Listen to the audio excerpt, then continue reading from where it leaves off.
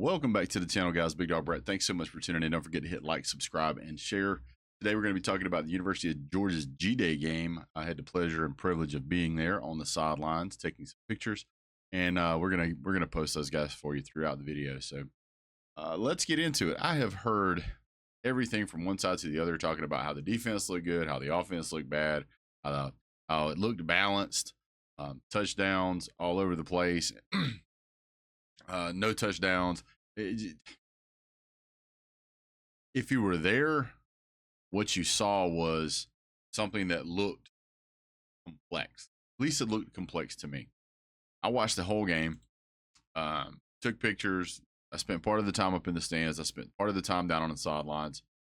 And the game moves at a much different angle down on the ground than it does up in the stands, for sure. The speed of it is very different. You really get a feel for how much faster it is when you're that close to it. I'm going to jump into some of the stats here and kind of give you guys some stat information that I thought was imperative. But I'm also going to tell you that if Georgia's defense continues to be that fast, I don't know of many teams that's going to be able to do a whole lot against them. Now, one more thing. Before we get much further, let me go ahead and say it's a spring game. This team will likely look very different in the fall than it does now. The score ended up being 20-20, which would make you think that it was kind of balanced. Yes and no. Yes and no. 20 points, yes. First downs, 12 for black, 19 for red. And the red team was helmed by Carson Beck. And they're actually, believe it or not, Gunnar Stockton did throw some passes for the red team.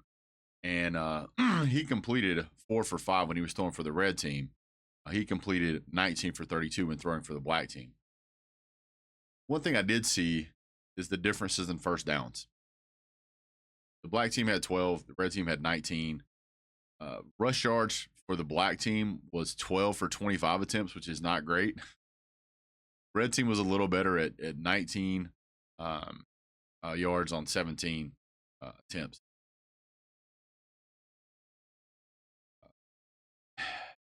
Four yards carry, not terrible, not great, but this is a really, really fast defense. So I think that's pretty solid. And when you're measuring a football team against itself, it's really hard to get a grasp on which one is better. Did the offense do well, or did the defense do poorly? Or did the defense do really good and the offense is good, but just the defense is better? It's really hard to tell. So one of the things I looked at was how well did they convert? Third down conversions, 6 for 15 on the red team. That's really not bad. That's around what, 40%, give or take. It's pretty solid. Fourth down conversions, they were 1 for 2. Red zone scores versus chances. This is a key stat. This looked really good for the offense. 3 for 3 on black, 3 for 4 on red. So Georgia's red zone eliteness continues to show through. They have really good game plans when they get down to that end of the field, whether it's kicking a field goal or whether it's scoring. So 6 out of 7 times that they made it to the red zone, they walked away with points. So hard to be mad about that in any shape, form, or fashion. When you look at rushing, Trevor Etienne had 4 rushes for 24 yards, and his biggest one was 18.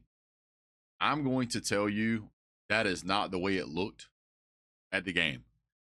He is shifty, he is quick, he is fast. And again, I think the speed that the defense has, I think that was pretty impressive. Roderick Robinson, the second, he had 3 tackles for loss, which can't really blame a lot of that on him. Out of 11 rushes, he gained 27 yards, and he netted 24.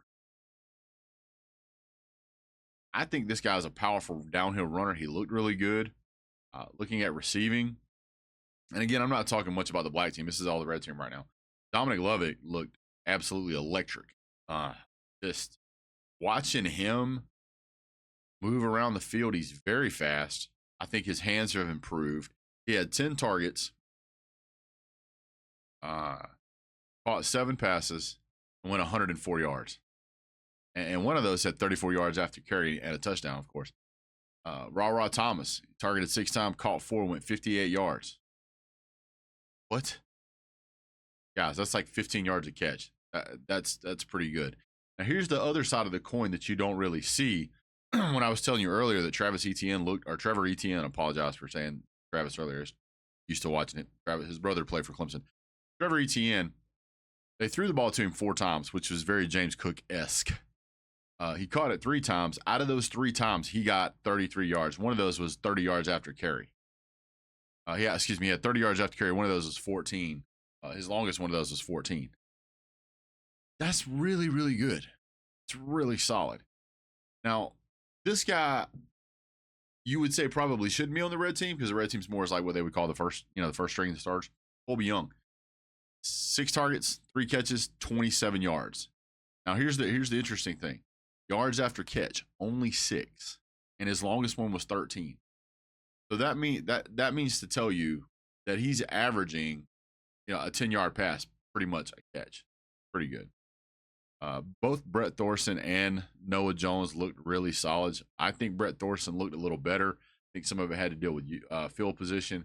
Brett Thorson punted for 244 yards, averaging 40 yards a kick. Defense was showing up. Had to get 6 punts. Other side showed up. Noah Jones had to kick it 4 times. He had 118 yards, averaging about 30 yards. Very accurate punting, though. I didn't see any poor punts. There was one punt that was a little questionable, but all the others looked really solid. Punt returns, there was only 1 for 4 yards. Kick returns, there was 2 kick returns on the red team by Dylan Bell for 25 yards each. That's, fair catch stuff. Anthony Evans, 2 catches, 54 yards. Never say this guy's name right. Sokovie White, 1 return for 21 yards. And I'm not going to get into all of the tackling that went on. I'm going to go back to the other side on the black team and talk about passing a little bit. Gunnar Stockton.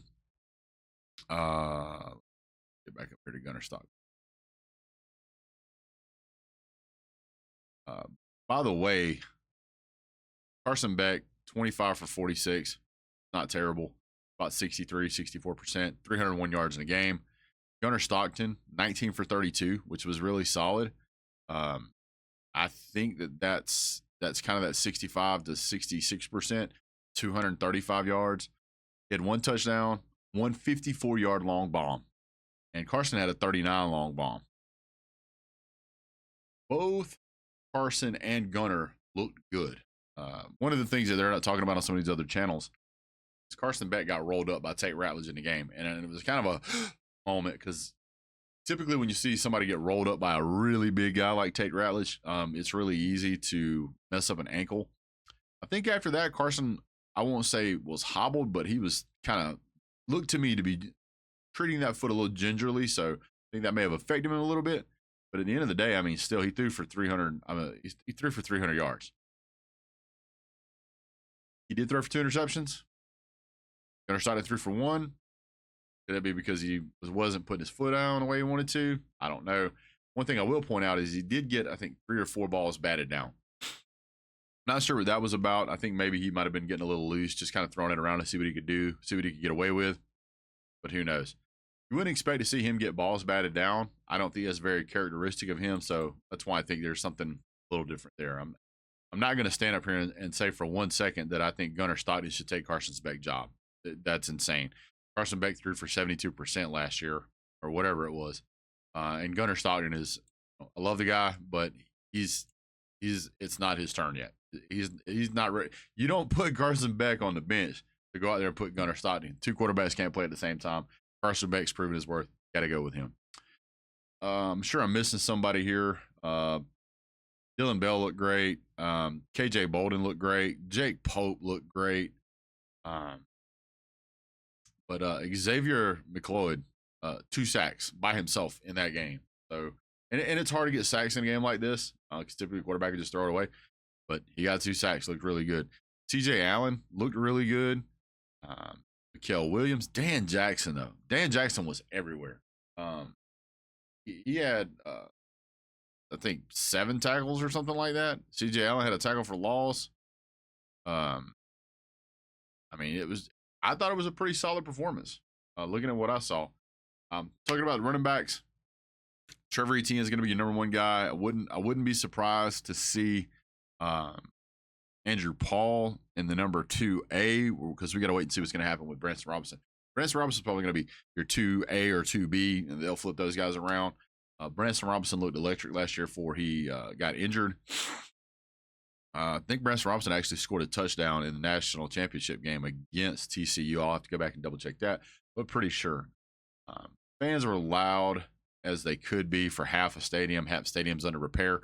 When we got there, the side that was open was full. Bottom bowl, top bowl, upper deck, full. It was a great crowd. It was a great atmosphere. Had a great time. Just being there. The weather was perfect. A little bit warm, but really can't complain about that. It wasn't cold. It wasn't too windy. There was a slight breeze. Enjoyed that, but it kept it comfortable. I'm really interested to see Dominic Lovett, Ra Thomas, Trevor Etienne, Colby Young, and Dylan Bell. Geez, there's so many weapons on this team. One of the things I didn't see a lot of was Oscar Delp. I was really surprised that we didn't see much going to Oscar Delp. Again, I don't know if they're saving him or what's going to happen. Arian Smith was targeted 4 times, but continues to have the problem with being able to catch a pass, or at least that's the way it seemed to me.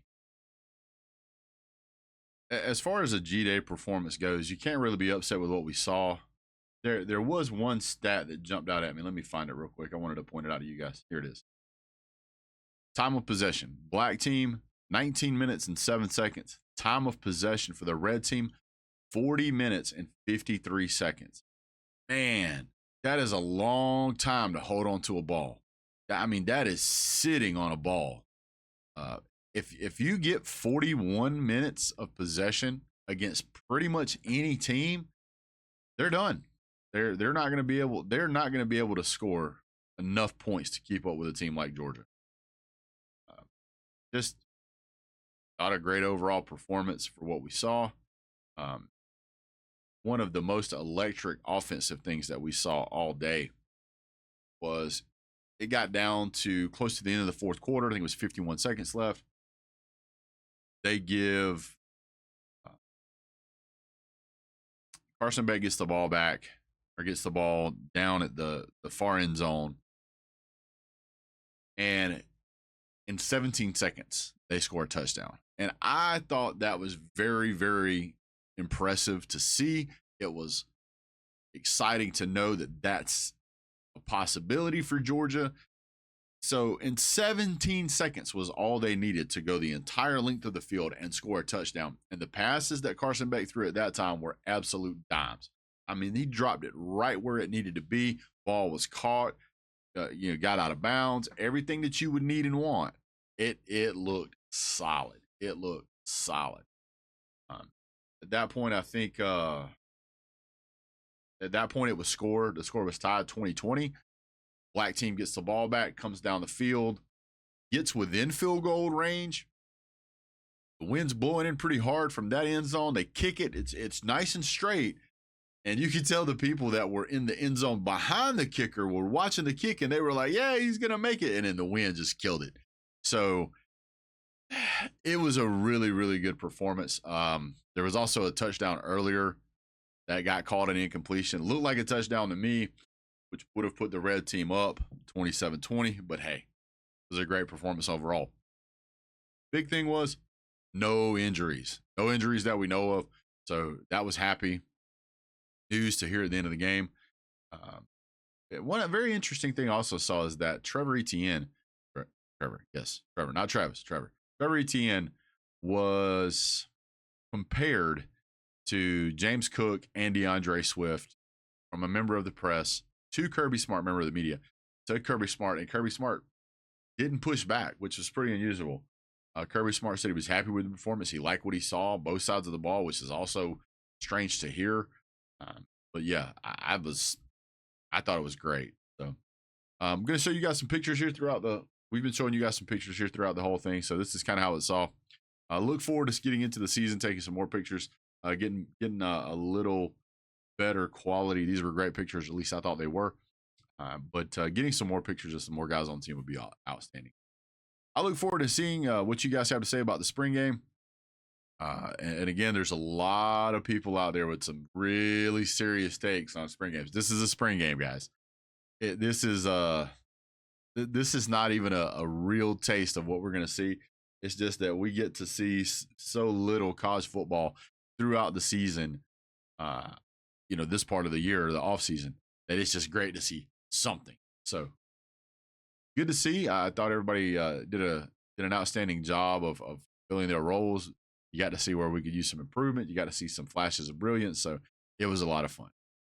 Leave your comment down below what you guys thought about the GDay game. Maybe we'll do another, maybe we'll talk about the A-Day game and those guys over there on another video. So don't forget to hit like, subscribe, and share. We're trying to get to 235 million subscribers. We're not there yet, but we appreciate you guys' help. Have a great day. God bless. Go Dawg.